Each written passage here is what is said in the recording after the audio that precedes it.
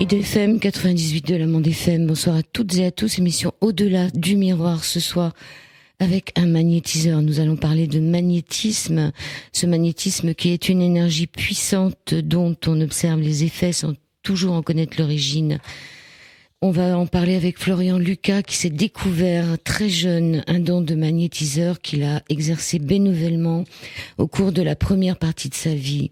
Il a d'abord effectué une carrière d'officier de police judiciaire à la brigade des stupéfiants, mais ensuite il a décidé de se consacrer exclusivement à la pratique du magnétisme face à ses résultats étonnants sur nombre de pathologies sérieuses.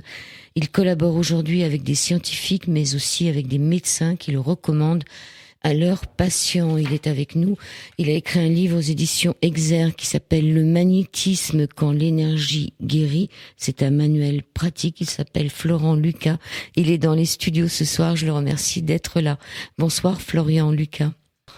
Bonsoir Joël. Alors tout d'abord, merci pour votre invitation. Bonsoir à tous les auditeurs d'IDFM.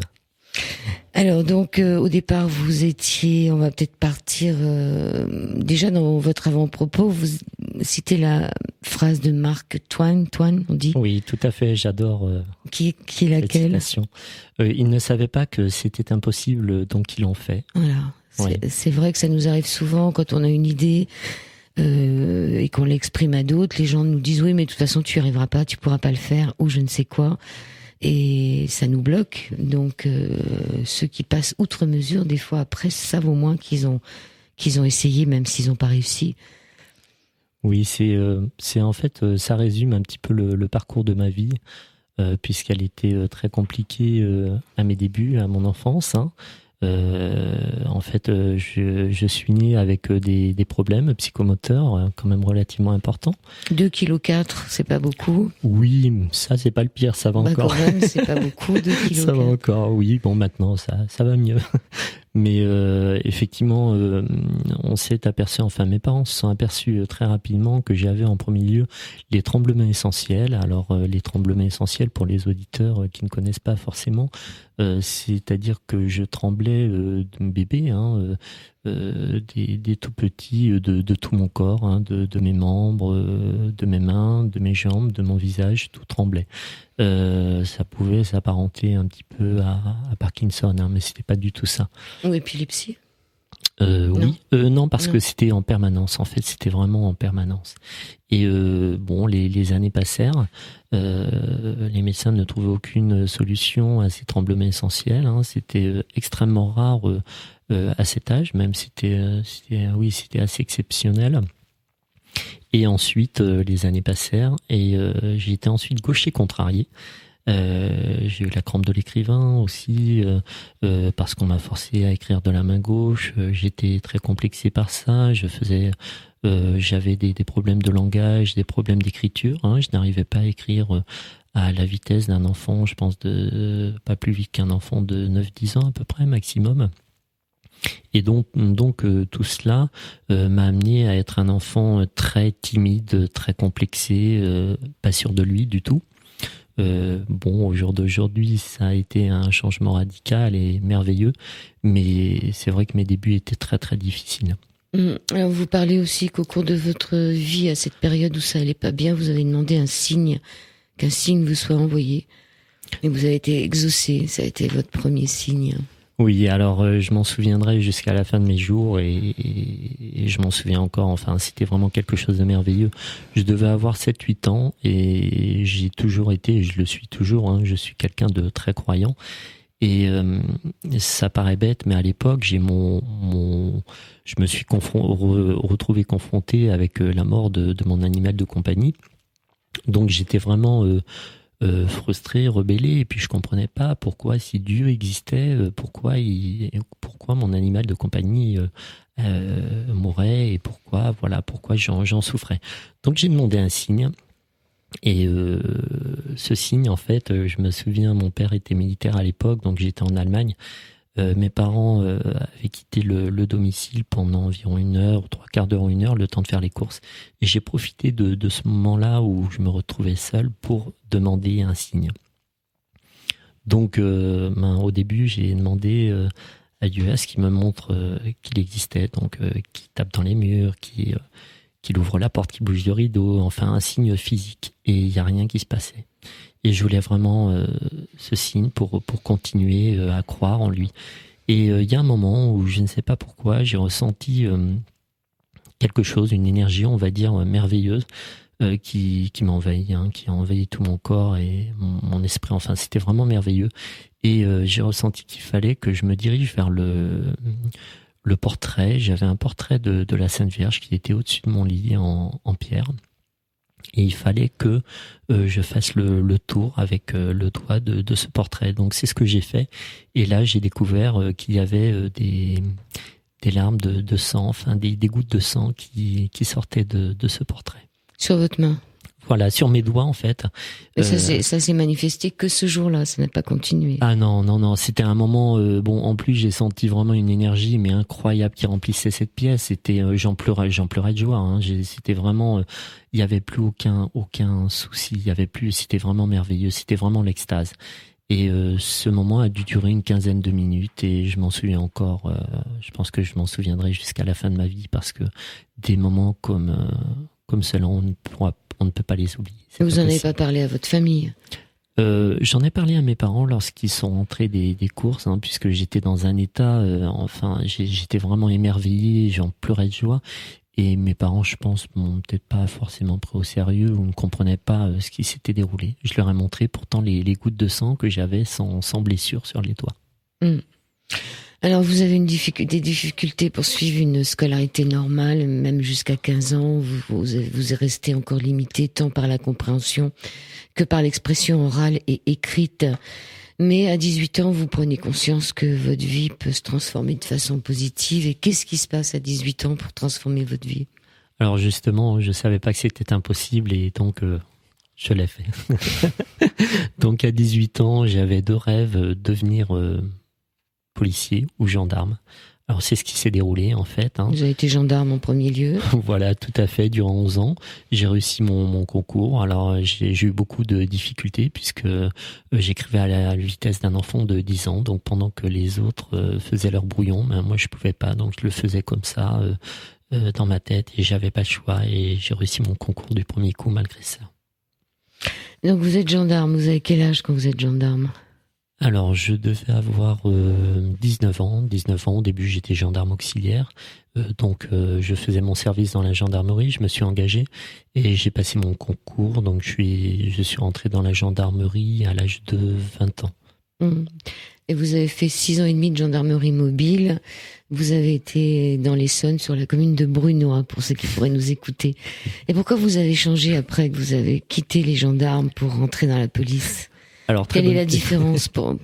Très bonne question. Alors, la différence, c'est-à-dire que les gendarmes dépendent du ministère de la Défense et la police du ministère de l'Intérieur. Bon, en fait, maintenant, c'est le même ministère, mais à l'époque, c'était la différence. Et surtout, la différence, c'est que les gendarmes sont des militaires et les policiers sont des fonctionnaires de police. Donc voilà, c'est ça toute la différence. On va dire que la façon de voir les choses, la façon d'être formé est différente. On dit qu'il y a beaucoup de policiers qui se suicident et j'ai l'impression qu'il y a moins de gendarmes où on n'en parle pas. Alors c'est certainement beaucoup plus difficile dans la gendarmerie puisque c'est l'armée donc c'est tabou et puis on n'en parle pas et c'est vrai que c'est pas évident du tout pour les gendarmes d'en parler. Donc et pourtant ils ont une très grande pression. Bon, on n'en parlera pas, mais c'est vrai que je me posais la question en ce qui concerne les gendarmes et la police. D'ailleurs, en province, on n'a que des gendarmes. Pratiquement, on n'a pas de policiers en province. On n'a que la gendarmerie, pratiquement. Ah non. En province, vous avez toutes les grandes villes où il y a la police, mais je parle sur les routes et tout. C'est toujours les gendarmes qui arrivent. Bon, on va quitter la gendarmerie. Alors, donc à ce moment-là, quand vous devenez policier, c'est là que vous vous rendez compte que votre magnétisme arrive. C'est pas vraiment dans la police que ça vous est arrivé la première fois, je crois que c'est avec vous déjà. Tout à fait. C'est avec vous quand vous avez eu des gros problèmes de vision. Oui. En fait, non, même c'est... on va dire mon premier rapport avec le magnétisme, c'était avec par la votre sorcellerie. Non, en fait, je suis sourcier. J'avais compris sorcellerie. Oh non, surtout pas. Sorcellerie. Sorcellerie, hein, ça se dit sorcellerie, je précise bien. Et donc, j'étais sourcier. Enfin, je le savais pas. À l'âge de 7-8 ans, l'une de mes grand-mères m'avait donné un petit bout de ficelle avec une bague au bout. Et sans m'expliquer, sans montrer comment, elle m'avait dit cherche l'eau. Donc je suis breton d'origine. Et en Bretagne, dans un champ, elle m'a dit écoute, cherche l'eau, sans m'expliquer pourquoi. Et a priori, j'ai trouvé, moi je voyais pas l'eau, mais j'ai trouvé un endroit. Alors je pourrais pas vous dire dans quel sens. Mais vous avez vraiment creusé parce que c'est pas expliqué dans le livre. Alors, est-ce que vous avez creusé ou est-ce que juste la grand-mère vous a dit Je sais qu'elle avait vérifié parce que elle connaissait un sourcier. Elle lui avait demandé. Et ensuite, elle m'a testé. Et le terrain faisait quand même plus de 1000 mètres carrés. Hein. C'était vraiment un très très grand terrain. C'était un champ d'ailleurs. Et donc, a priori, je suis tombé exactement au même endroit. Donc pour elle, il n'y avait aucun doute. Et elle avait raison puisque je m'en suis aperçu 33 ans après avec les baguettes, en testant les baguettes, qu'elle réagissait très très bien. Donc ça, c'était avec la grand-mère quand vous étiez jeune. Voilà. Après, il y a eu, je ne sais pas si c'est d'abord vous qui êtes tombé malade ou votre femme, parce que vous avez touché votre femme. Moi, j'appelle ça des toucheurs, les magnétiseurs aussi. Donc, vous avez touché votre femme ou vous avant, je ne sais plus qui des deux premiers. Alors, ça a été mon épouse et je n'ai pas eu à la toucher. En fait, c'est tout à fait ce que vous dites. On appelle certains magnétiseurs, même au Moyen-Âge, on les appelait les toucheurs, hein, puisque il y a de nombreux magnétiseurs qui ont besoin de toucher pour pratiquer. Moi, je n'ai pas besoin. J'impose ma main à plusieurs centimètres où je pratique à distance également, et ça me suffit. Et donc la première guérison aussi était vraiment particulière. Hein. C'était un cas de force majeure. J'étais jeune gendarme, je devais avoir 23-24 ans. Et ma femme a été atteinte d'un zona, donc elle était enceinte de 8 mois, un zona purulent, donc un zona vraiment très très fort, qui lui avait encerclé le ventre. Elle a été voir son médecin et son médecin lui a dit écoutez, c'est grave puisque vous êtes enceinte de 8 mois. Vous pouvez prendre, je vous donne un médicament, mais si vous le prenez, le bébé risque de naître aveugle et il y a de fortes chances. Donc ma femme a résisté les 2 premières nuits et ensuite la 3e, elle m'a dit écoute, j'en peux plus, il faut que je les prenne, je souffre trop. Elle pleurait tellement elle souffrait. Et je lui ai dit attends. Donc on était dans le lit pour vous donner le contexte, il faisait nuit. Il faisait noir et il devait être 1 ou 2 heures du matin. Et là, je me suis dit, il faut absolument, Florian, il faut absolument que tu réussisses à faire quelque chose pour sauver la vue de ton futur bébé et de ta femme. Et donc, ce que j'ai fait, j'ai prié auprès de ma grand-mère défunte. Et c'est pas ma grand-mère défunte. Vous connaissiez la prière quand même, la prière du feu. Non, je ne la connaissais pas à l'époque. Je n'avais aucune idée de ce que je pratiquais. Pour moi, voilà, j'ai simplement prié, j'ai senti ma grand-mère défunte qui était dans la pièce, hein, vraiment, j'ai senti, c'était incroyable. Et il y avait encore cette énergie d'amour par-dessus qui a rempli la pièce, qui était merveilleuse et que j'avais retrouvée la première fois lors de ce premier signe.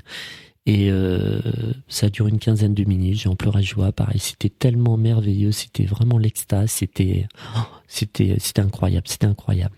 Et j'ai senti que ma femme était guérie, comme si c'était inéluctable, il n'y avait aucun doute, et je lui ai dit tu es guérie. Et là elle me dit mais je comprends pas ce qui se passe, je ne ressens plus rien, je ne ressens plus aucune douleur. Et voilà, et en fait elle ressentait plus aucune douleur, et quelques jours après elle n'avait plus de cicatrices. Enfin, c'était très très rapide. Ouais, c'est pas des cicatrices, c'est des. Oui. C'est rouge, quoi. Oui. Donc la grand-mère était là, et ça c'était la première fois avec votre femme. Ensuite, là, vous parliez que le bébé risquait de devenir aveugle, mais c'est presque vous qui avez risqué de l'être. Alors tout à fait. Là, on en revient à la seconde partie. En fait, c'est à l'éveil. Tout d'abord, avant ça, j'ai essayé de reproduire donc cette guérison. Je me suis dit. Tiens, si j'ai réussi à aider ma femme à la guérir d'un zona, pourquoi pas, c'est que je dois pouvoir réussir pour autre chose. Donc j'ai essayé sur mon bébé qui avait un petit peu d'eczéma à l'époque, ça n'a pas marché. Et j'ai essayé plusieurs fois et je me dis, mince, ça fonctionne pas. Mais maintenant, je comprends pourquoi. Parce qu'à l'époque, j'étais jeune gendarme. Mon objectif principal était de vouloir entrer au GIGN. Je faisais partie d'un groupe d'intervention, d'une équipe d'intervention qui était entraînée par le GIGN. Donc, entre autres, le GIGN.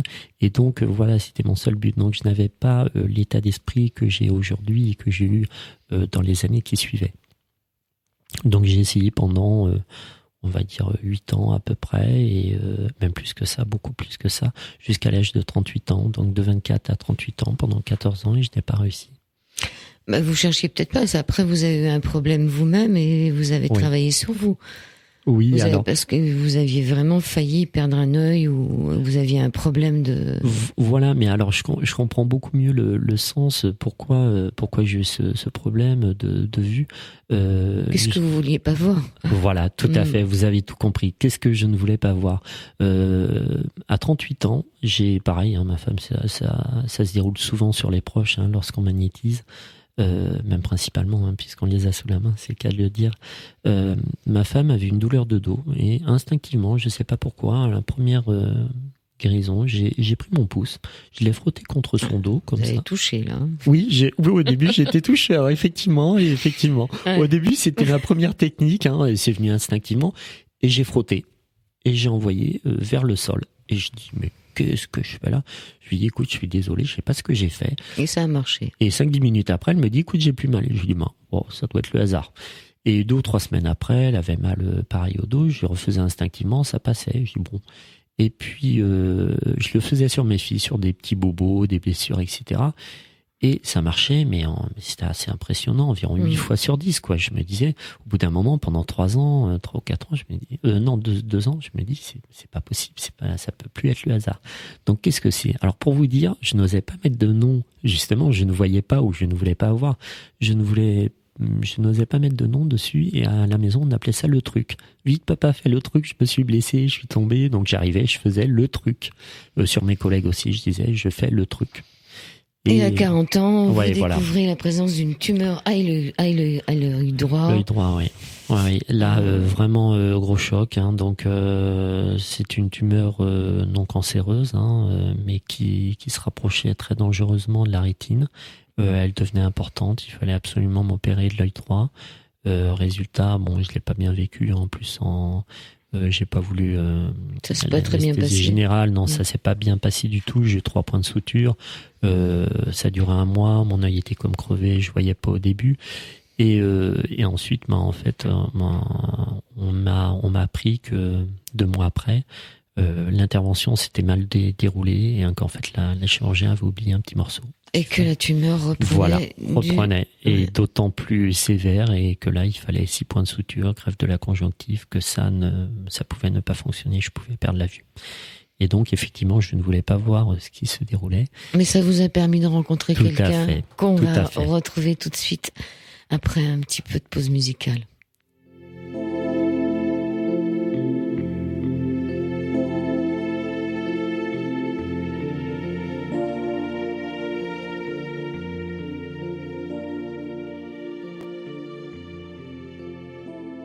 Voilà, après cette petite interlude avec Jean-Marc Staël, que j'aime beaucoup, vous le savez, je vous le ramène souvent dans les pauses musicales, on reprend cet Au-delà du miroir avec Florian Lucas, qui nous racontait que son don de magnétiseur, il n'aime pas le mot don, il vous y dira pourquoi plus tard, mais son don lui est arrivé assez tôt, parce que sa grand-mère lui a même dit qu'il était doué. Il a failli donc perdre la vue à 40 ans, et là, il a rencontré une femme, Nelly de Caubec. Voilà, Nelly de Caubec, une très très belle rencontre merveilleuse qui a changé en fait le cours de ma vie. C'est une magnétiseuse qui se trouve à Saint-Germain-les-Arpajons dans l'Essonne, et donc on m'a conseillé d'aller la voir, et c'était une très très belle rencontre. Dès cette rencontre, j'ai ressenti que cette dame dégageait beaucoup. Et il y a eu une amitié qui s'est liée de suite, qui a été fusionnelle, instantanée. Et elle m'a sauvé mon œil en 2 séances. Elle vous a sauvé votre œil et elle vous a montré ce que vous vouliez pas voir. Voilà.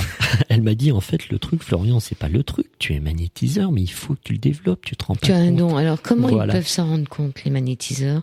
Est-ce que ça vous arrive d'avoir des patients qui viennent vous voir et vous sentez que finalement, ils sont comme vous? Oui, Et tout comment à vous le fait. sentez? Tout à fait. Alors je dirais, il y a beaucoup de gens qui me posent cette question lors de conférences. Est-ce que tout le monde peut le faire, etc. Alors je dirais que tout le monde a du magnétisme, hein, bien évidemment, ça c'est obligatoire. Mais par contre, aider avec son magnétisme, hein, le magnétisme curatif, ce qu'on appelle le magnétisme curatif, là c'est autre chose. Je dirais que c'est un état d'esprit, c'est un état de conscience, c'est peut-être un 7e sens, ou un 8e sens, ou un 9e sens. Je pense qu'on n'a pas uniquement 6 sens, on en a d'autres. Et ces sens, alors comment je le sens? C'est simple, la personne que je magnétise, bon, et moi-même, va le sentir immédiatement. Elle va ressentir des picotements très forts, une chaleur très forte, et puis elle va montrer elle aussi, elle veut tenter d'aider les personnes. Voilà comment on peut et comment on peut déterminer qu'une personne a du magnétisme et peut devenir magnétiseur. Après, c'est un long parcours. C'est pas bon. Je fais des formations pour aider, pour montrer d'abord, pour donner les outils, et puis d'abord je fais le tri entre guillemets pour savoir qui peut et qui ne peut pas participer à mes stages. Et je montre les outils, mais ensuite c'est la pratique qui compte beaucoup et l'état d'esprit énormément. Alors les outils, il me semblerait bien que ce soit les pendules et les choses comme ça. On est d'accord, vous en parlez dans votre livre. Mais l'outil, c'est surtout la main.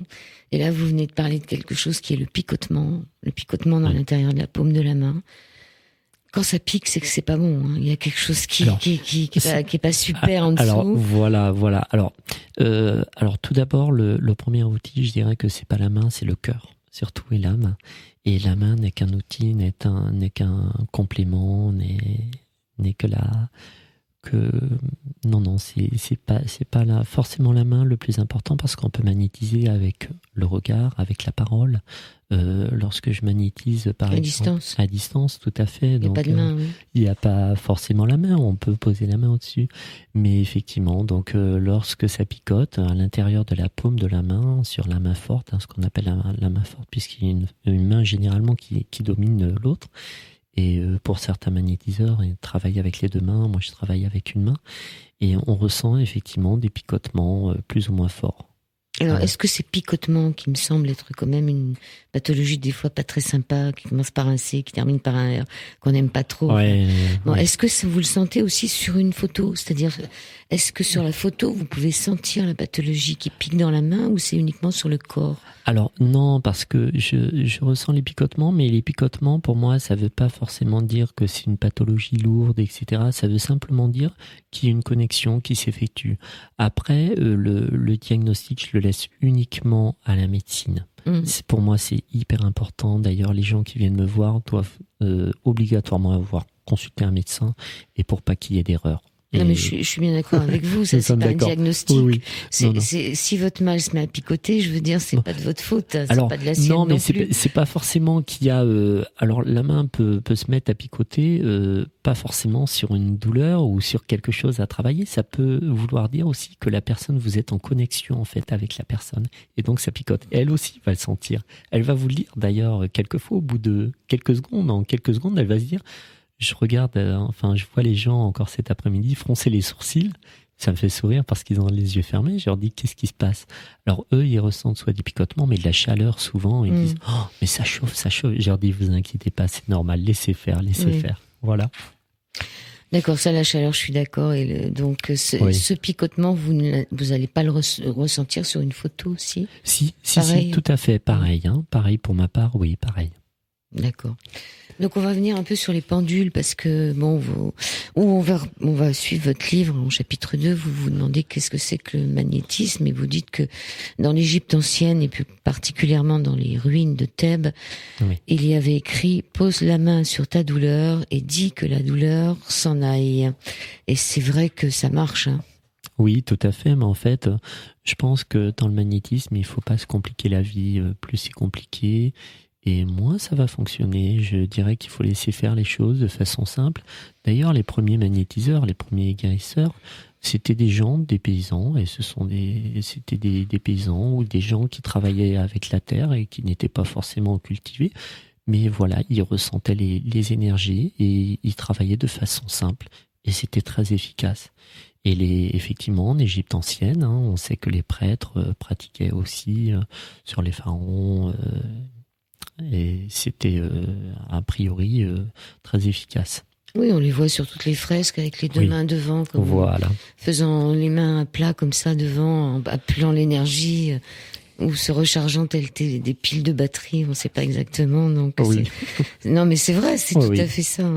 Alors après, vous nous parlez un peu de ce qui se passait ce qui se passe toujours avec le chi, le chi, en Asie, et puis aussi avec Mesmer. Oui, Mesmer, qui était médecin. Est un homme incontournable. Au départ, il était médecin, parce qu'il a été beaucoup décrié, mais c'était un médecin, Mesmer. Oui, et il a fait des très belles choses. Et puis c'était un personnage hors du commun. Il magnétisait tout, même sa vaisselle, l'eau, tout ce qui lui passait sous la main.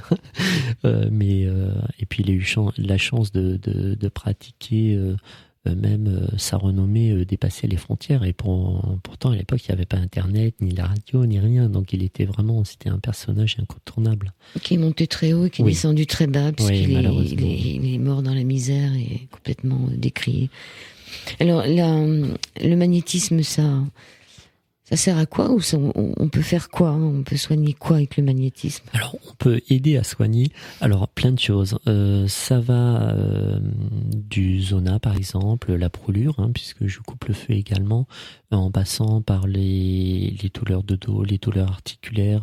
Ça peut aider, bien sûr, pour des pathologies lourdes, la cancérologie. J'ai des médecins qui me demandent, par exemple, pour couper le feu, c'est très important pour les femmes qui sont sous chimio. Non, pas sous chimio, sous radiothérapie. Voilà, sous radiothérapie. Donc c'est une très bonne aide. C'est une très bonne aide, effectivement, pour les cancers du sein, par exemple, ou d'autres cancers. Et ça aide beaucoup. Pour la chimiothérapie, pour mieux aussi résister à la chimiothérapie, aux effets secondaires. Donc c'est bien c'est vraiment complet, mais il n'y a pas uniquement les maux physiques, il y a aussi les maux de l'esprit, donc les crises d'angoisse, les dépressions nerveuses, les déprimes. L'anorexie, vous citez à la fin du livre. Oui, l'anorexie. La tabacologie, la dépendance, la prise de poids. L'alcool, la cigarette aussi, la prise de poids. J'ai aussi régulièrement des demandes pour les préparations des examens, notamment en médecine. Et les préparations sportives. C'est marrant, les préparations sportives. Mais c'est marrant, les étudiants qui me demandent le plus des séances pour les préparations d'examens sont des étudiants en médecine. Et donc pour les sportifs, pas forcément de haut niveau, mais qui préparent des compétitions, je suis moi-même triathlète. Donc bon, quand on veut vraiment essayer d'aller un petit peu plus loin, on peut par une préparation énergétique, mais aussi pour la récupération. Je l'ai fait sur un copain à moi, Ludovic Gaillard, qui est un athlète de haut niveau et qui a ressenti la récupération, mais de façon très très assez fulgurante. D'ailleurs, c'est quelqu'un de très réceptif pour les blessures aussi, puisque le but du sportif, c'est de récupérer le plus rapidement possible pour pouvoir repartir sur les compétitions. Donc, c'est très, très important. Oui, vous aviez même fait ça à votre fille dans une piscine qui avait gagné du temps. Oui. Alors là, je vous arrête quand même sur ce que vous disiez avant. Vous avez l'air d'avoir un emploi du temps et un calendrier très très chargé avec pas beaucoup de place. Est-ce que vous laissez de la place pour les urgences dans votre calendrier, pour les zonas, parce que voilà, si vous avez un agenda qui est pris pendant quelques mois, est-ce que vous avez quand même laissé de la place pour des urgences? Alors tout à fait. Alors ce que je fais, j'ai maintenant une collaboratrice qui m'aide, c'est Nelly de Cobec, puisque eh bien oui, le retour, c'est ça. Tout d'abord le magnétisme, voilà, le magnétisme, c'est le partage. Et Nelly de Cobec n'a pas grand monde parce qu'elle c'est une dame de 71 ans. Elle est pas sur Internet, voilà. Et donc elle a forcément plus de place que moi. Et donc je sais que c'est une personne très sérieuse et j'envoie les gens à Nelly de Cobec pour déjà pratiquer sur eux s'il y a des urgences. Et il m'arrive bien évidemment de prendre les urgences, notamment les enfants en priorité pour des pathologies très très lourdes. Et les zonas. Et les zonas, il faut surtout ouais. pas attendre. Il faut surtout pas attendre pour un zona le moins possible parce qu'après ça devient beaucoup plus compliqué. Voilà. Non, mais ça peut se soigner, même un très vieux zona, ça peut, si on tombe sur la bonne personne. Oui, tout peut. Alors, les outils, vous avez dit les mains, hein, c'est sûr que vous avez déjà essayé de magnétiser avec vos pieds. Non, je rigole. Faudrait que j'essaye. Hein. Où sont les limites, Joël? Où sont les limites? Le regard. Le regard, je pense, c'est mais il y a peut-être des magnétiseurs qui... Avec les pieds, non, je pense pas. Il y a peut-être des magnétiseurs qui ne voient pas clair, hein, comme il y a des kinés qui ont une très bonne main. Et qui Ils sont très forts, d'ailleurs. Ouais. Très forts. La voix. Oui, la voix, je pense, est importante. Ma voix s'est modifiée au cours des années. Oui, et puis justement, je me demandais si vous aviez pas un côté un peu hypnotisme en même temps que magnétisme. Parce que quand vous travaillez sur l'anorexie, quand vous travaillez sur les dépendances et sur la prise de poids, ce que vous dites à la fin de votre livre, on a un peu l'impression que... Est-ce que vous parlez pendant ce temps-là? Que vous posez les mains? Alors c'est très particulier. J'ai une technique, je sais pas comment, si d'autres magnétiseurs pratiquent comme ça, je peux pas tout dévoiler, mais on va dire grosso modo que c'est comme si j'hypnotisais, mais sans parler. Je transmets mes pensées, et sans parler, je mets la personne dans un état de conscience modifié en général, où je l'apaise, elle est en relaxation bien souvent, sauf pour les quelques personnes super stressées qui ont du mal. Quelquefois c'est un petit peu plus compliqué, mais donc une fois qu'elles sont bien relaxées, je transmets ce qu'il y a à transmettre, soit pour la perte de poids, le tabac, l'alcool, etc., ou le moral, et sans parler, effectivement, je n'ai pas besoin de parler, je transmets mes pensées, et a priori, ça marche, donc c'est intéressant, parce qu'il y a un côté un peu hypnotisme. Alors, excusez-moi, c'est marrant ce que vous me dites, parce que l'hypnose, alors j'ai vu une émission de Mesmer à la télé il y a quelques mois, et même ça date un petit peu plus de plusieurs mois, et à la pause, j'ai demandé à ma fille... Maëva, qui avait 15 ans à l'époque, je lui dis viens voir papa par là, et je lui dis on va faire un test. Elle me dit quoi? Parce que moi j'aime bien tester. Je lui dis écoute, on va faire un test, on va voir l'hypnose. Et elle me dit non papa, je veux pas que tu m'hypnotises, ça marchera pas, j'ai pas envie. Et moi j'ai jamais fait de cours d'hypnose, franchement, pas du tout. Mais j'avais simplement vu l'émission de Mesmer et je me dis il faut essayer. Et je dis ok, je fais un décompte de 10. De 10 à 5. À 5, ton corps va être complètement détendu. Je vous regarde pas, Joël, on sait jamais si ça fonctionne. Non, ça fonctionnera pas parce que je m'y attends. Je me cramponne à ma chaise. Elle me disait, non, papa, t'y arriveras pas. Elle était debout, en plus. Non, t'y arriveras pas, je veux pas et tout. Et je fais elle est très réceptive, et je fais un décompte, et à 5, je la vois tomber, alors je la prends dans mes bras, elle s'est réveillée instantanément. Ah, mais elle est tombée comme une poupée. Alors je l'ai prise dans mes bras, je me suis fait engueuler. Elle m'a dit, papa, ça se fait pas, je voulais pas. Mais je lui ai dit, écoute, désolé ma fille, je pensais pas que ça allait fonctionner, mais a priori, oui, je dois avoir aussi peut-être quelque chose du côté de l'hypnose. Du côté de Bretagne, où on hypnotisait les poules rien qu'avec le regard. Ah, j'ai pas tenté. Bon, en tous les cas, il y a la voix, il y a aussi le pendule, et là, il y a différentes sortes de pendules, et j'aime bien le pendule égyptien dont vous parlez dans votre livre, mais aussi du pendule où on peut mettre quelque chose dedans. Oui. Pour retrouver, par exemple, il y a des radiesthésistes ou des magnétiseurs qui utilisent cette technique. Donc, c'est un pendule bien particulier où, si vous voulez retrouver quelqu'un, vous mettez, ça peut être un cheveu, quelque chose de petit quand même, que vous mettez à l'intérieur du pendule, et ça aide à le retrouver. Mais je ne pratique pas ça, mais je sais que ça se fait. Vous avez quand même un pendule? Oui, j'en ai même plusieurs. Alors il vous explique dans ce livre comment faire la codification du pendule, la convention, l'entretien, il faut le nettoyer, comme toute chose, surtout si c'est du cristal. Oui. Alors du point de vue historique, les premières traces du pendule remontent à 2200 ans avant Jésus-Christ, sous l'empereur chinois Yu. Oui, ça remonte à très longtemps quand même. Ça remonte à longtemps. Et même en Égypte ancienne, il y a eu des traces de pendules qui ont été retrouvées. Et donc, votre découverte personnelle avec le pendule, vous l'avez raconté tout à l'heure, c'est votre grand-mère qui vous a mis 2 bagues, je crois, au bout d'un... Il y a une bague, je crois, ou 2 peut-être. Oui, parce que finalement, le pendule, on peut le faire avec n'importe quoi. Exactement. Un bout de ficelle, et puis avec un pot au bout, et Et après, il y a d'autres pendules, de différentes formes, mais après, c'est du plaisir. Et puis, chaque pendule, enfin, après, on peut rentrer dans les détails. Et puis, pour plus peaufiner, il y a des pendules qui ont des spécificités. Mais un simple bout de fil avec un poids au bout peut fonctionner, si on est assez réceptif. Ah oui, parce que le pendule, on a donc l'égyptien, les anneaux, la sphère, le cône, les 7 chakras, le témoin, enfin, ce sont des pendules différents, mais je pense que de toute façon, c'est toujours l'intention qu'on y met. Parce que finalement, la réponse du pendule, l'intérêt, c'est de faire le vide, parce que si on fait quelque chose pour soi, on a tendance à donner la réponse qu'on aimerait avoir. Exactement. Donc, il faut vraiment faire le vide en soi pour pas orienter le pendule.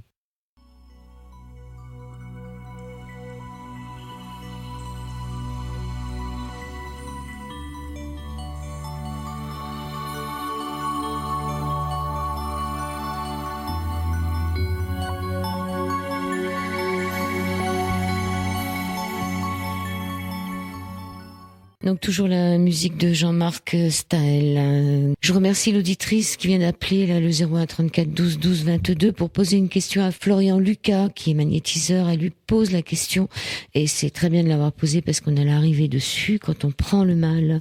C'est-à-dire est-ce qu'en étant magnétiseur on peut prendre le mal de l'autre?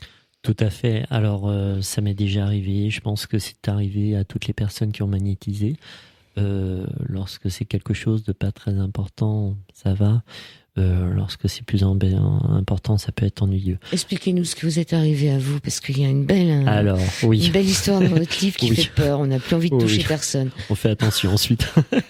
Alors, donc ça s'est déroulé juste avant que je quitte la police, 3 ans et demi auparavant. Donc, durant les dernières années, je pratiquais bénévolement et j'avais de plus en plus de demandes. Et donc, en plus de mon travail où j'étais en bac départemental civil, donc on travaillait un peu la nuit, bon, il fallait être vraiment concentré.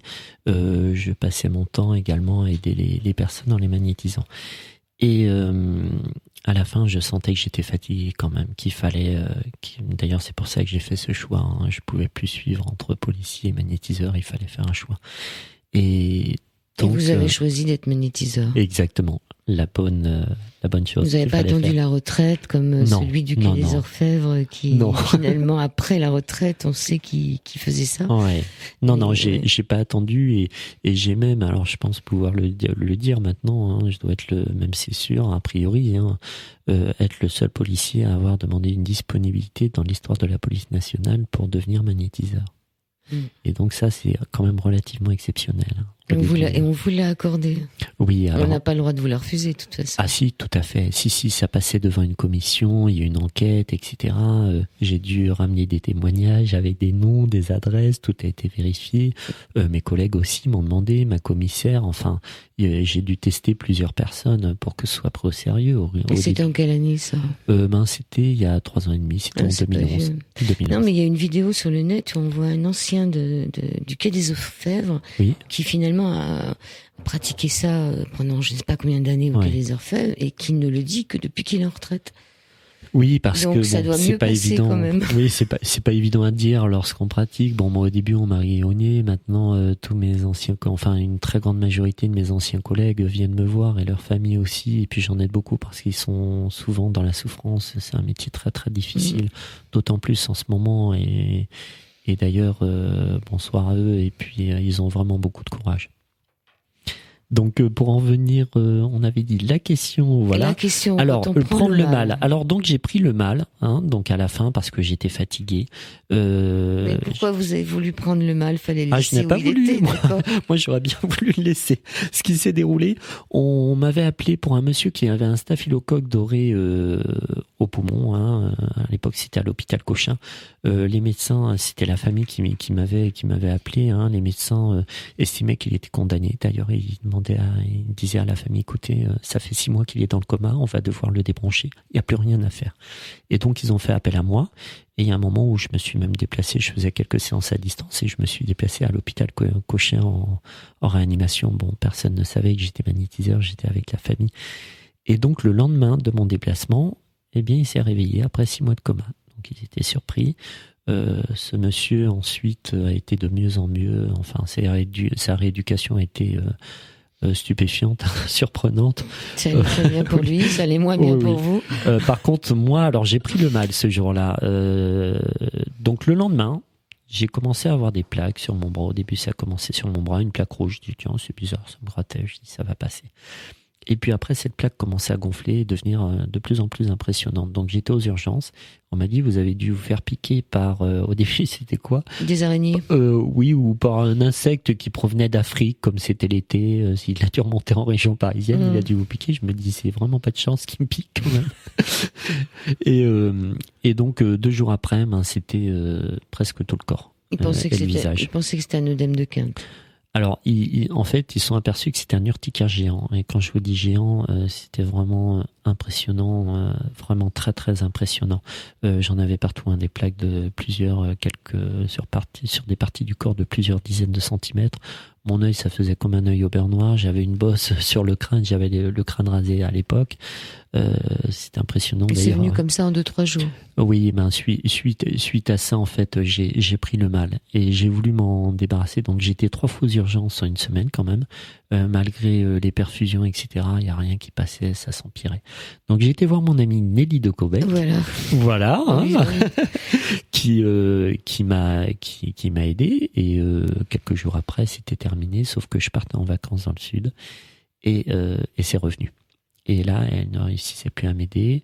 Moi, j'ai essayé sur moi à l'époque, ça n'a pas marché. Et donc, j'avais vraiment pris le mal.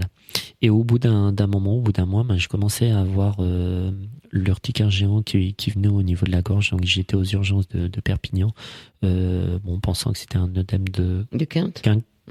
Oui. Voilà. Qui finit par vous étouffer et vous en mourrez. Voilà. Et donc, ils m'ont pris et j'ai eu affaire à un médecin espagnol, c'est marrant. Ouais.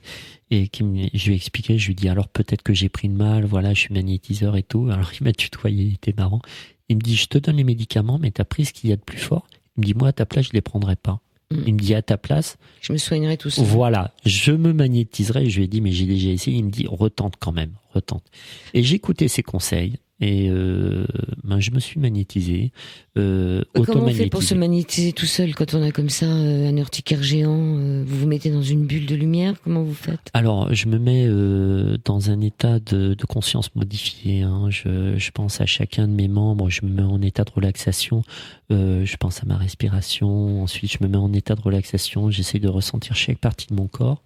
Et ensuite, j'envoie ma pensée. Ça ressemble à l'auto-hypnose. D'ailleurs, peut-être que ça devient de l'auto-hypnose à ce niveau-là. Et j'envoie ma pensée de guérison et je fais bien évidemment une prière pour pouvoir être aidé. Effectivement, dans les heures qui ont suivi, c'était la première fois depuis 1 mois que les plaques ne ressurgissaient pas et c'était terminé. Oui, il y a cette question de s'abandonner, c'est-à-dire vraiment de s'abandonner, de se laisser aller à quelque chose de supérieur à soi. Exactement. C'est de vraiment le lâcher prise. Oui. Et la prière, c'est le fait de se mettre à genoux. J'ai déjà dit sur cette antenne, mais vous avez déjà essayé de vous asseoir sur un trottoir et de faire comme tous ceux qui tendent la main, c'est-à-dire de vous mettre à leur niveau. Il faut beaucoup de courage pour s'asseoir pour accepter le mot. Oui. Et je pense que c'est ce qui se passe quand vraiment on lâche. Oui, il y a ce lâcher prise qui est très très important. On le retrouve dans tous les jours de la vie, dans le magnétisme aussi. C'est ce que j'explique à mes stagiaires. Il y en a qui veulent tellement bien faire, qui font trop justement. Ils sont dans le trop et ils ne réussissent pas.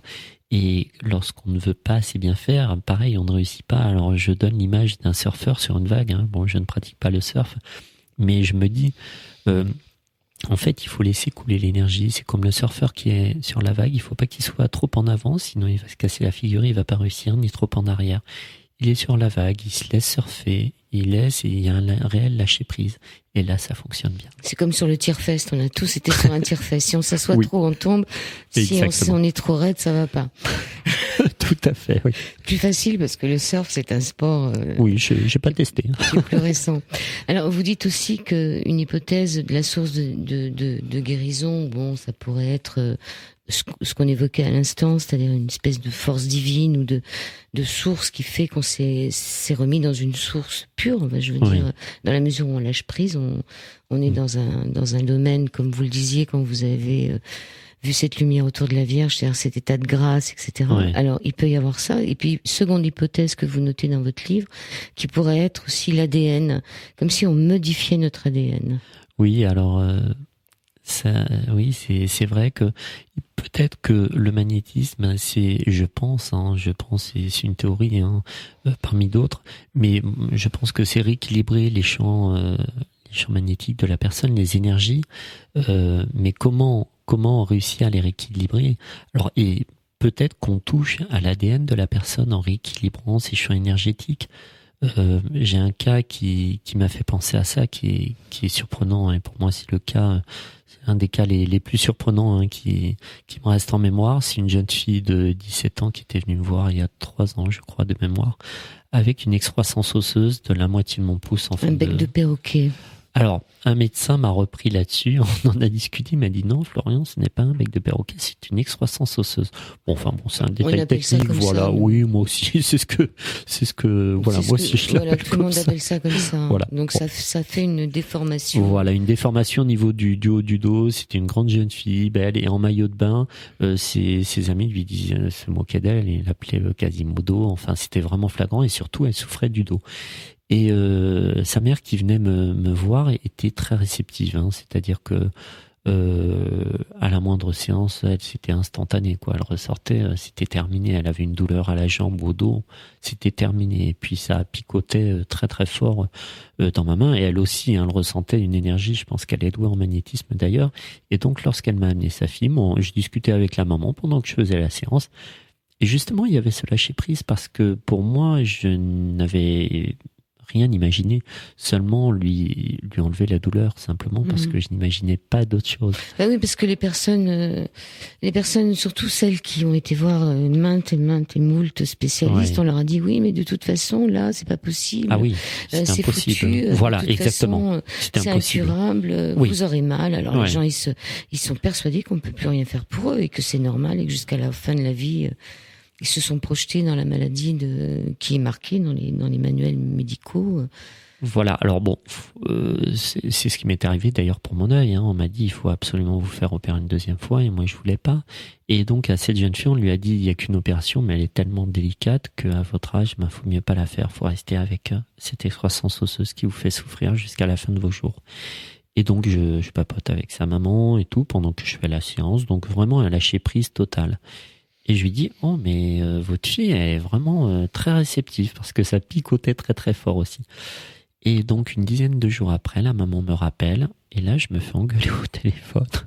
Elle me dit, vous vous rendez compte de ce que vous avez fait à ma fille après la séance pendant 5 jours, mais elle a souffert à un point, pendant 2 jours, elle en a pleuré et tout. Je lui ai dit, écoutez, je suis désolé, mais c'est certainement toute réaction est positive en magnétisme, et il y a souvent une poussée, c'est ce qu'on remarque, enfin. C'est ce que je remarque lors de mes séances, il y a souvent une poussée. Une aggravation. Voilà, une aggravation avant que ça aille mieux. Et je lui ai dit, écoutez, laissez faire les choses. Et là, 2 semaines après, elle me rappelle, elle me dit, écoutez, c'est incroyable, je vous ramène ma fille, il s'est passé un truc incroyable. Donc elle me ramène sa fille, elle m'explique, elle a demandé à sa fille, après l'appel téléphonique, 1 ou 2 semaines après, mais en fait, tu te plains plus de ton dos, qu'est-ce qui se passe? Elle a dit, non, c'est vrai que j'y pense plus, j'ai plus mal. Et elle lui a dit, montre-moi ton dos. Et là, elle lève le t-shirt, et moi je l'ai vu de mes yeux, c'est bluffant, pour moi c'était le plus incroyable, son dos était droit. À savoir que je ne fais aucune manipulation, bien évidemment. On peut dire que c'est un miracle, quoi. Enfin, ça fait partie des miracles. Mais moi, je le dis, moi. Bon, c'est pas vous qui le dites, c'est moi. Voilà, c'est vous. C'est alors, donc dans votre livre, vous expliquez les techniques des passes, les passes froides, les passes, le souffle, etc. Et les positions pour magnétiser une personne, c'est intéressant. Vous parlez du magnétisme à distance. Oui. Alors ça, c'est intéressant parce qu'il y a plein de personnes qui pensent que ça marche pas. Voilà, au même exactement. titre que ceux qui nous écoutent ne se rendent pas compte que les ondes, elles passent comme ça, elles nous traversent à longueur de journée. Oui. qu'il faut ouvrir sa radio pour se rendre compte qu'on a des ondes qui passent. C'est vrai que d'ailleurs la radio, on en aurait parlé il y a un siècle, on aurait dit mais non, ça se peut pas, on peut pas parler. C'était déjà là. Ah non, pardon, un peu plus, on va dire il y a 2 siècles. Ouais. Mais la télévision avant 1941, c'est pareil. Alors peut-être qu'on n'a pas encore découvert, c'est un phénomène, le magnétisme, qui n'a pas encore été découvert à ce jour. Peut-être que dans 10 ans, on dira mais bien sûr que le magnétisme ça existe puisque l'hypnose était décriée il y a encore une vingtaine d'années et maintenant l'hypnose est pratiquée même sous anesthésie pour des opérations. Des médecins sont formés pour l'hypnose. Et l'hypnose vient d'où? L'hypnose vient du magnétisme. Hein. Vient de dormir. Hypnose, ça veut dire dormir, je crois. Alors, je ne pourrais pas vous dire, Si, mais je sais que ça vient du marquis de Puységuire qui était un élève de Mesmer. Le mot hypnose. Le mot. Alors, condition idéale à la mise en place de la séance d'une séance à distance, il y a quand même des choses qu'il faut faire. Parce que moi, je pensais que quand vous faisiez, enfin vous, je ne sais pas, mais la plupart du temps, quand les gens travaillent à distance, ils le font sans dire à la personne à quelle heure ça se passe. Vous, ça se fait, la personne sait que vous travaillez sur elle de telle heure à telle heure.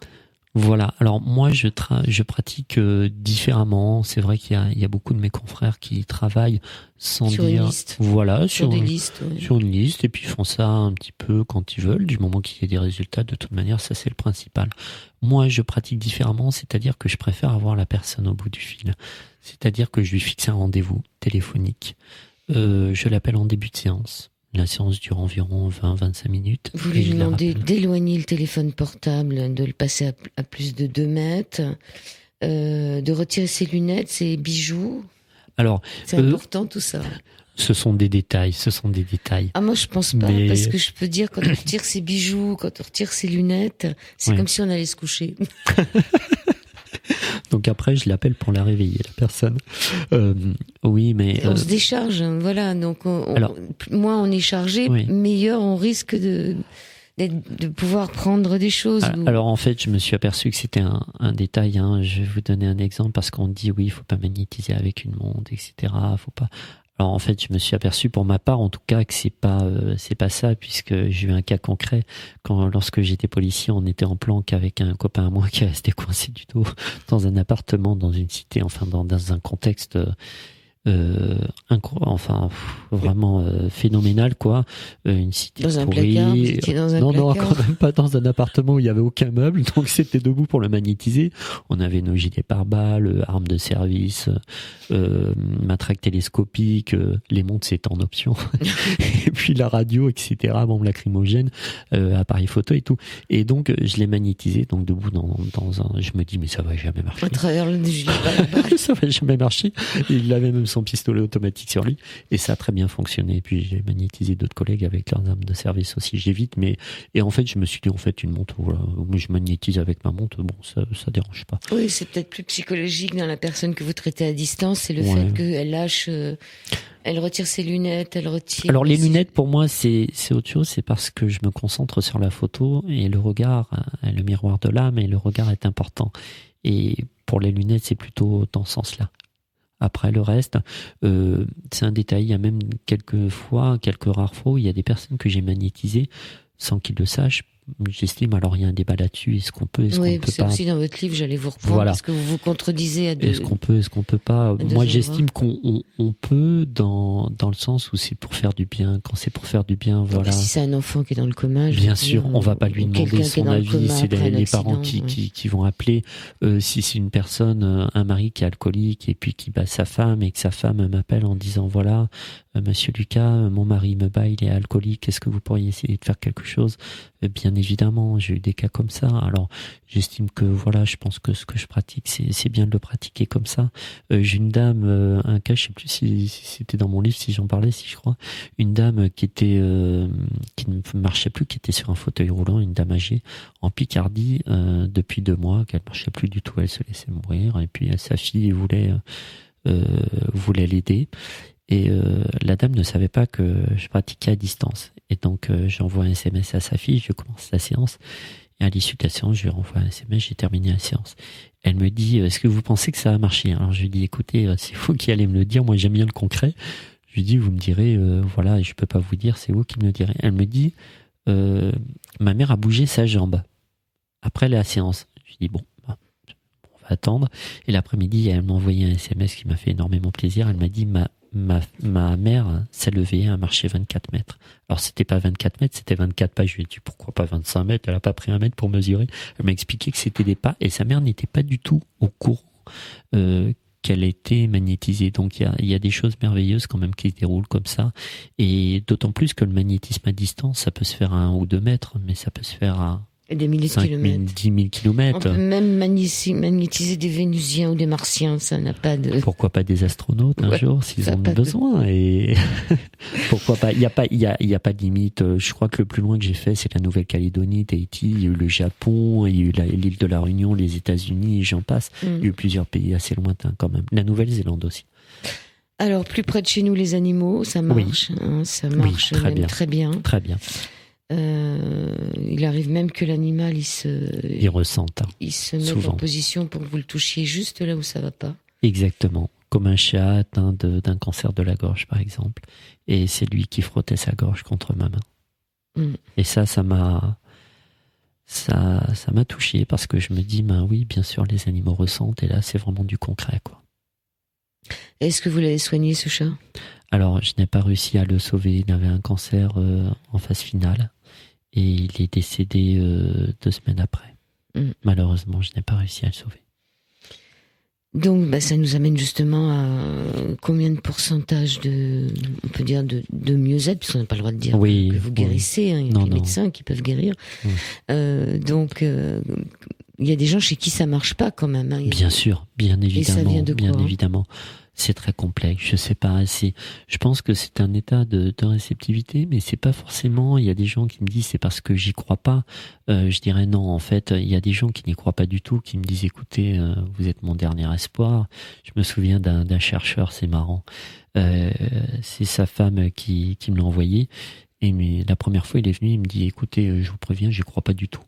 Mais bon, comme ça a marché sur ma femme, je viens vous voir. Donc je le traite. C'était pour un petit truc. Il avait une douleur. Il avait un problème à l'œil. La deuxième fois, il revient, il me dit bon, écoutez, ça a marché pour l'œil, je voudrais essayer d'autres choses. Mais j'y crois pas.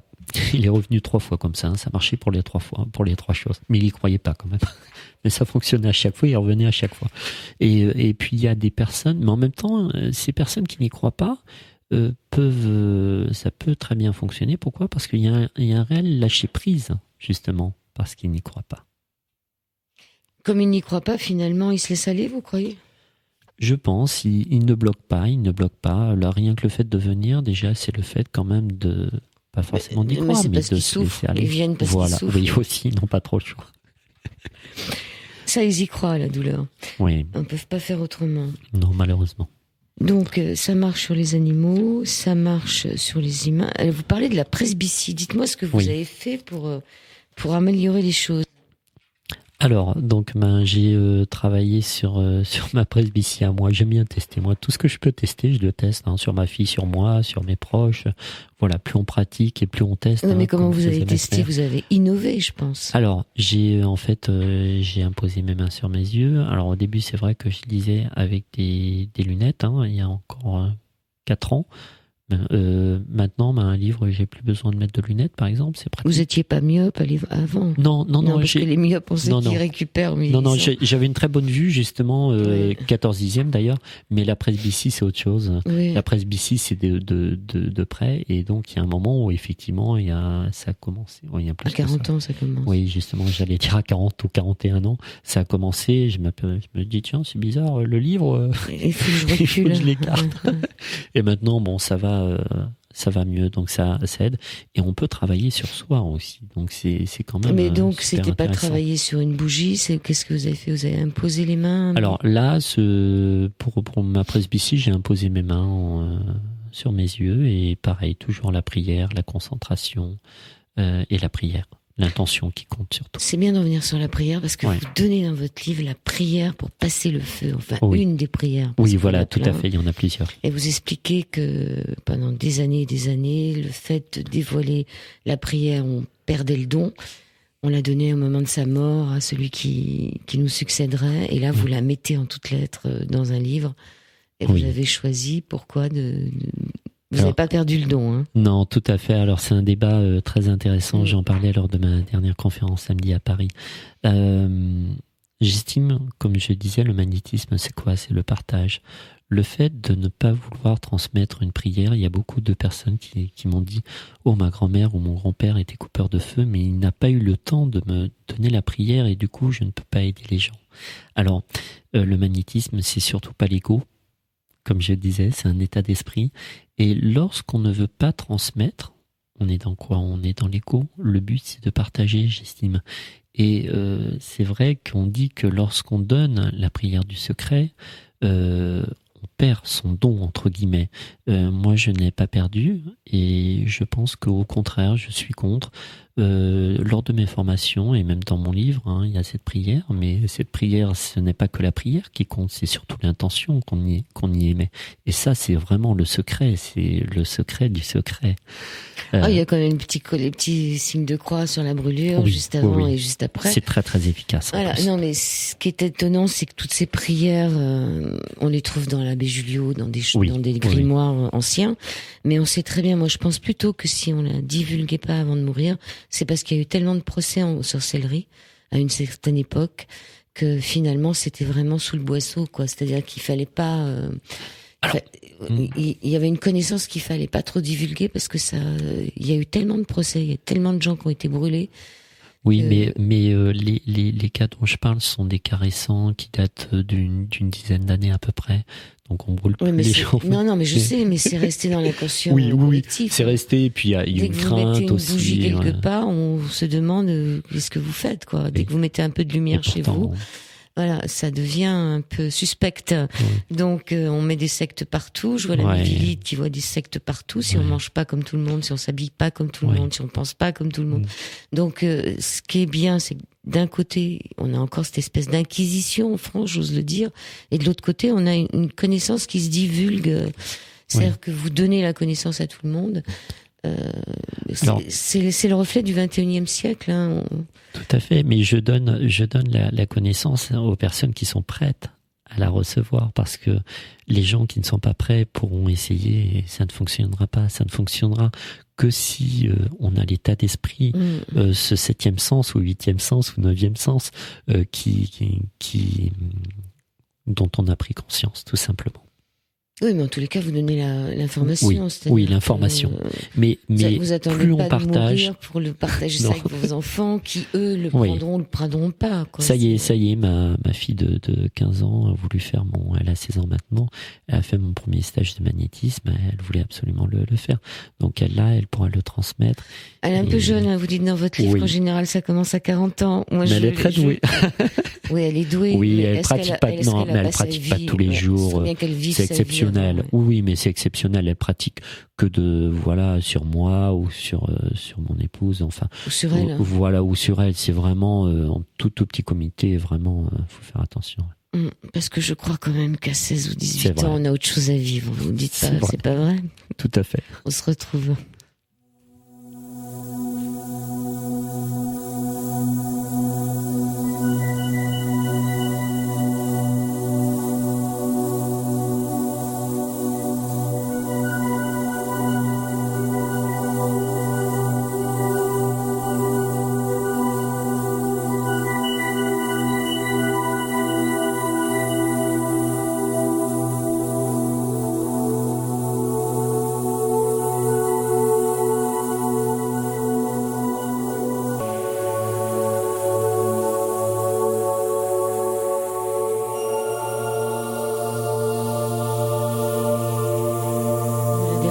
De cette émission de Au-delà du miroir avec Florian Lucas et nous parlons de magnétisme. Quand l'énergie guérit, c'est un manuel pratique aux éditions Exergue. Florian Lucas exerce dans l'Essonne, dans le 91. Attendez, je remonte, tout à fait. Tout à fait, à Savigny-sur-Orge, donc dans l'Essonne, Paris Sud.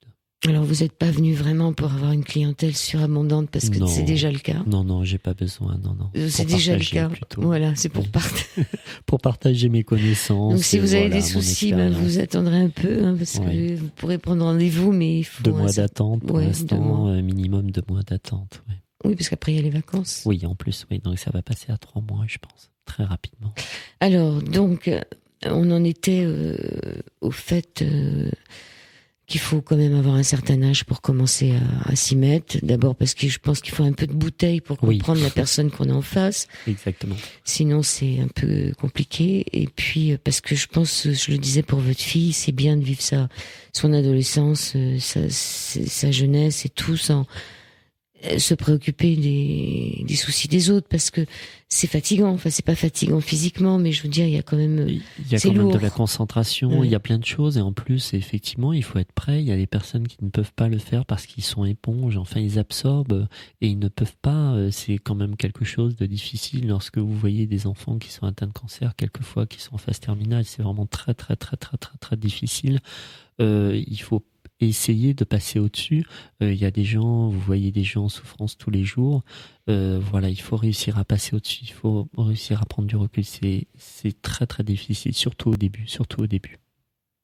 Après, vous y faites plus facilement. Alors, je pense que c'est pas une question de m'y faire. Je me suis posé cette question et j'ai fait un travail sur moi et je me suis dit, alors la première fois que j'ai une petite atteinte de cancer généralisé, qui est vivante d'ailleurs, elle lui tenait pas, je crois qu'elle avait 3 ou 4 cancers. Il y avait les os, foie, poumon, le cerveau. Oui, c'était métastasé. Enfin, oui, c'était métastasé de partout. Il lui donnait quelques mois à vivre. Elle est encore vivante et ça date de 2 ans ou 2 ans et demi. Ah, donc celle-là, vous l'avez soignée. Voilà, oui. Et enfin, donc, vous l'avez soignée, non? Enfin, j'ai aidé, Elle a réussi à ce que son cancer meure. C'est pas encore terminé, c'est pas encore terminé. Mais bon, elle est encore là. Mais elle est encore là, et puis bon, apparemment, ça a baissé, bien évidemment. Donc là, ok, c'est bien pour vous. Très, très mais quand dur. vous en avez que vous n'arrivez pas à sortir de là. Ça m'est déjà arrivé. Alors, je vous cache pas que lorsque j'ai eu cette petite, lorsque j'ai fermé la porte, j'ai versé des larmes. Parce que pour moi, et puis avant... C'est pas juste, c'est comme le cochon d'Inde de début d'histoire. Exactement, seulement c'est pas un cochon d'Inde, malheureusement. Et même avant de la recevoir, je me concentrais, je me dis, il faut pas lui montrer, voilà, que c'est très difficile, que voilà, tes larmes, tu les retiens. Et puis c'est après, une fois que tu as fermé la porte, parce que je me disais, j'ai une telle pression, si je ne réussis pas sur cette petite, voilà, elle va mourir. Oui, mais... Et donc j'ai réussi à passer au-dessus. Peut-être que les larmes aussi, ça aurait pas. Voilà, ça fait du bien, les larmes. Non, mais si on se met aussi à la place de la personne qui est malade, peut-être que si elle vous voit verser une larme sur elle, c'est que peut-être elle voit aussi. Voilà, je veux dire, on a toujours l'impression qu'il faut pas verser une larme, alors que finalement, je sais pas, moi, si j'étais malade, très très mal dans un lit, que je voyais quelqu'un qui avait une larme, en me voyant, je me disais mais j'existe. Oui, mais à leur âge, ils ne comprennent pas encore que la maladie je pense que les enfants, ils comprennent certains. Ouais.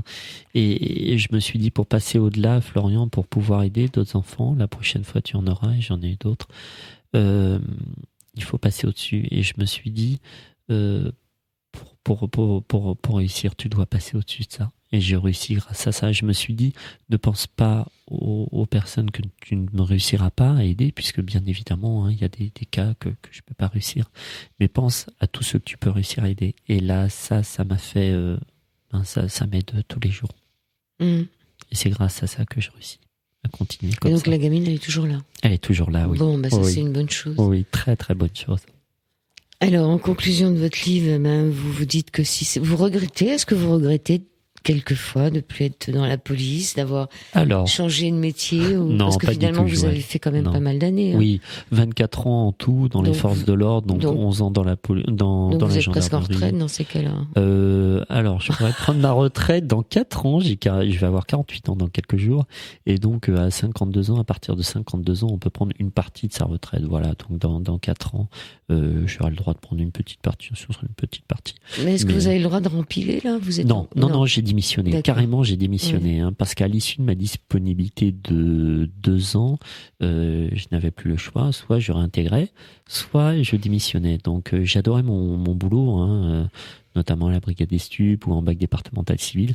Mais voilà, c'est vrai que j'ai beaucoup plus de personnes dans ce que je pratique aujourd'hui, et c'est pour moi un monde merveilleux d'aider. C'est vraiment c'est l'extase d'aider toutes ces personnes que de continuer dans mon ancien métier où je n'arrivais pas à aider autant les gens, d'autant plus que le métier devient de plus en plus difficile, et oui, c'est très très difficile.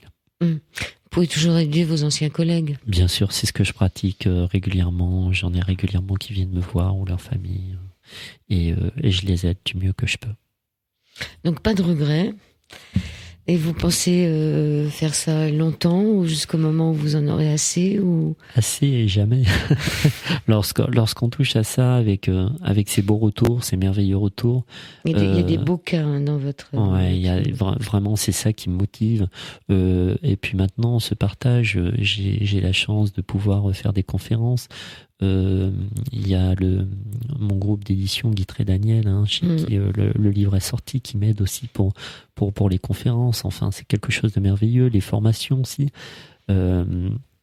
que j'effectue, j'ai de plus en plus de monde. D'ailleurs, j'ai dû faire une nouvelle session pour août parce que c'était complet déjà pour le 22 et 23 juin. Donc il y a plein de belles choses dans le magnétisme à faire. J'ai plein de projets encore. J'en ai plein la tête. C'est sur combien de jours la formation? Alors, je fais 2 niveaux de 2 jours. De week-end? Non, c'est le lundi, mardi exclusivement. Voilà. Et je le fais dans l'Essonne, à Viry-Châtillon, dans un hôtel. Et là, souvent, il y a du partage. Il y a une quinzaine de personnes à peu près. Et puis, c'est du partage. Tout le monde a le même objectif, suivant le niveau. Il y a des gens qui viennent à leur prochain stage. Un monsieur qui doit venir de Guyane, une dame de Belgique, d'autres de province. Donc, et puis il y en a qui ont leur cabinet quelquefois et qui viennent de province, et puis d'autres qui sont totalement néophytes. Donc c'est vraiment un beau partage et de belles rencontres également. Alors vous mettez à la page de votre livre, à la page 183, la charte déontologique. Le magnétiseur ne doit jamais promettre une guérison afin de ne pas donner de faux espoirs.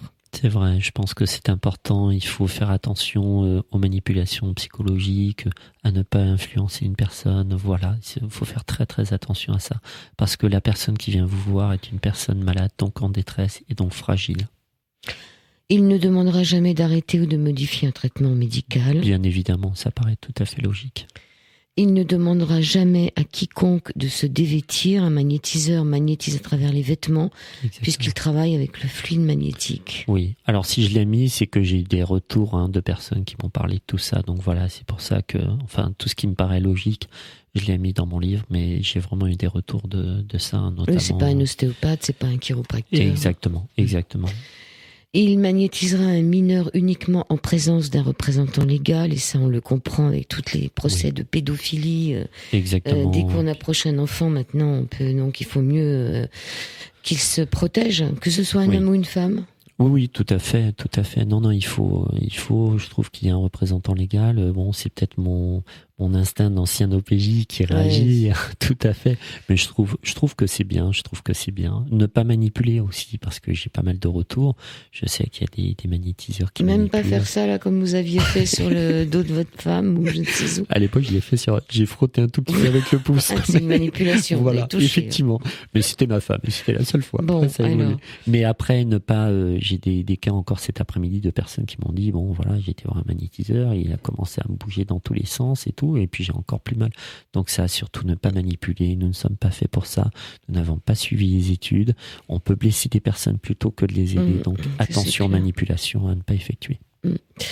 Ces tarifs ne dépasseront jamais 80 € la séance. Voilà, alors après sur Paris, ça peut, suivant les loyers peuvent être très très chers dans certaines communes, mais je trouve que ça me paraît raisonnable. Déjà pas mal, surtout si ça dure une demi-heure. Ouais.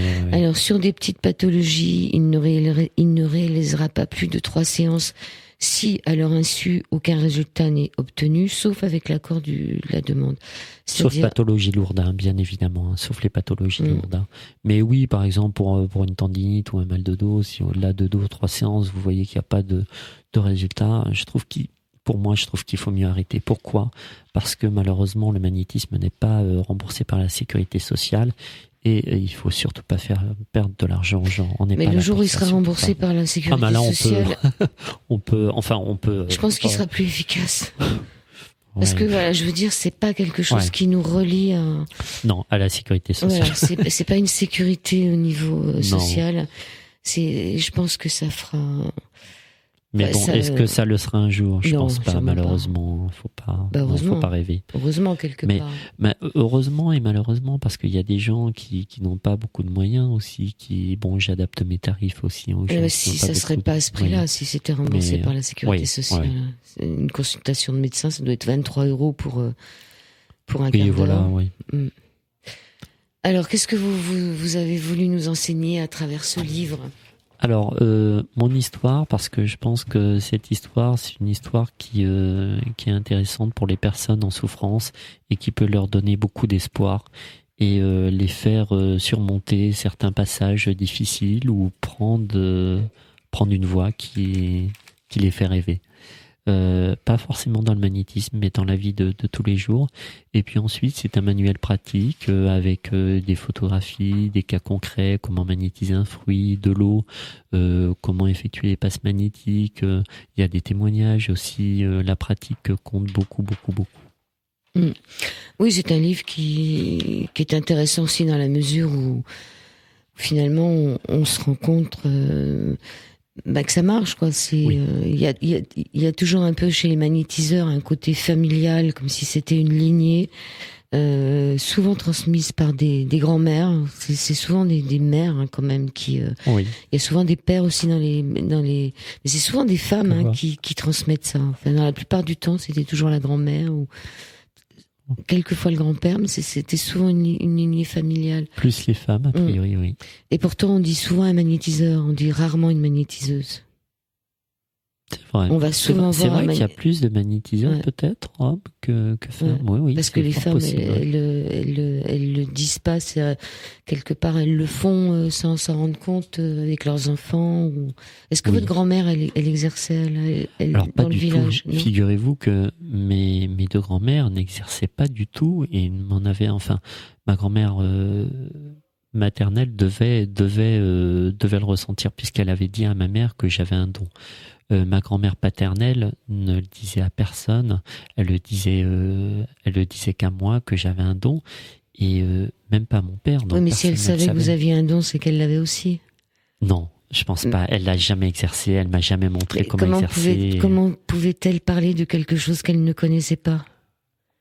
Peut-être qu'elle le ressentait tout simplement, ou peut-être qu'il y a des. Peut-être il y en avait une dans sa famille déjà. Tout à fait, oui. Peut-être un arrière-grand-père ou une arrière-grand-mère qui l'avait, elle le savait, et puis elle avait ressenti que c'était moi qui l'avais récupéré. Certainement. Bon, c'est amusant en tout cas. Donc, prochaine formation que vous faites, c'est au mois de juin, non, août ? Alors, les 22 et 23 juin, mais la formation est déjà complète. Du coup, je fais un niveau 2 aussi qui est presque complet fin juillet. Et j'ai rajouté une nouvelle session les 3 et 4 août. Il y a une semaine, j'ai déjà plusieurs demandes. Et sinon, ensuite, tout se trouve sur mon site magnétiseur91.fr avec les dates. Il y a fin septembre aussi. Et puis, tous les mois, en fait, il y a une formation. Magnétiseur91.fr, mais si vous tapez Florian Lucas, tout à fait, oui. Il va vous proposer magnétiseur sur Google, vous tapez magnétiseur et vous allez l'avoir en premier lieu. Est-ce que vous voulez donner votre téléphone à ceux qui n'ont pas internet ou tout en sachant que vous répondrez pas au quart de tour? C'est compliqué. Bon, je vais donner le numéro de téléphone. Par contre, c'est pas moi qui pourrais répondre parce que j'ai trop de demandes. Oui, vous avez 40 appels par jour, donc vous pouvez pas gérer. Oui, c'est énorme.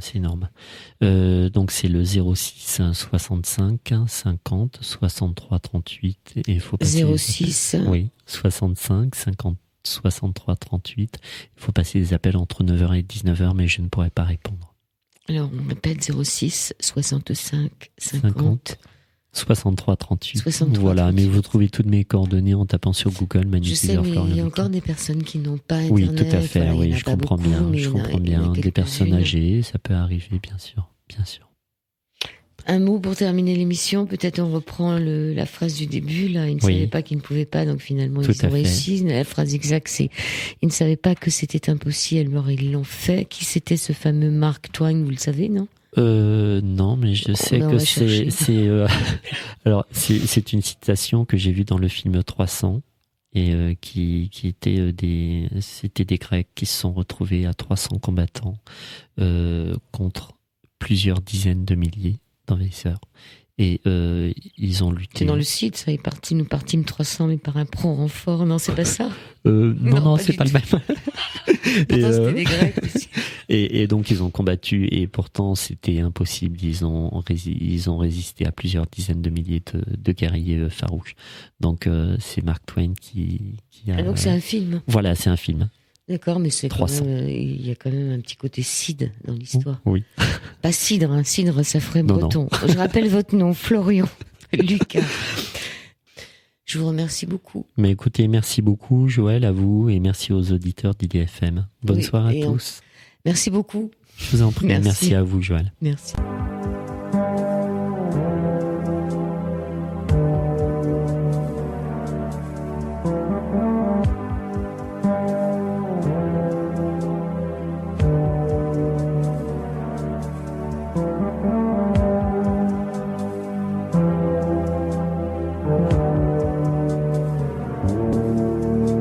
Quand je sortirai de mon corps, comme un papillon, mieux encore, pour m'envoler vers d'autres ciels et découvrir d'autres soleils.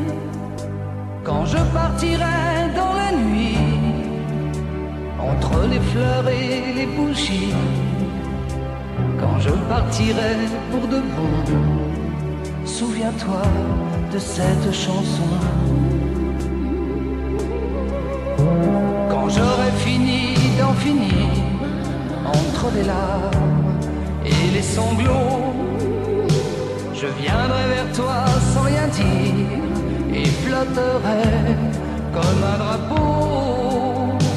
Et dans un signe de la main, entre les vapeurs de l'encens, je sais que tu me verras bien, tu sauras que je suis vivant. De l'autre côté de la vie, des mots de lumière je t'écris, entre le silence et la nuit. De l'autre côté du miroir, si tu fermes les yeux, tu peux me voir.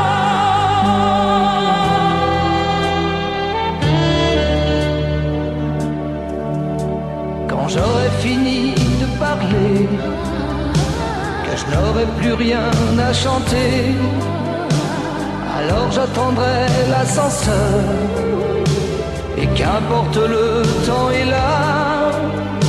Si c'est à Paris dans mon lit, ou dans un pays loin d'ici, ça n'est qu'un contrat qui se termine. Mais surtout,